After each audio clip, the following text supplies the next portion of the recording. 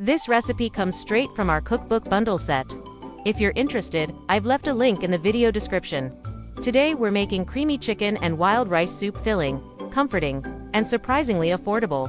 This recipe is from our soups and stews collection, built for real meals that don't waste money or ingredients. You'll need chicken, onion, carrots, celery, garlic, wild rice, broth, and a little cream for richness. The wild rice adds texture and makes this feel restaurant quality without restaurant prices. Start by sautéing the vegetables in a large pot until softened. Add the chicken and cook just until lightly browned.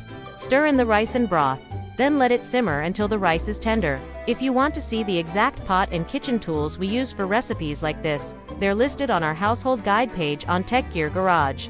Everything is linked in the description.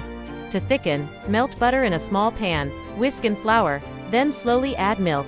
Stir that mixture into the soup and let it simmer a few more minutes until creamy. The result is thick, creamy, and packed with protein. This reheats beautifully and works perfectly for meal prep. Recipes like this are why we built our cookbook bundle. Simple steps, affordable ingredients, real meals. If you found this helpful, why not grab our recipe book on Etsy and subscribe for more practical cooking that actually works.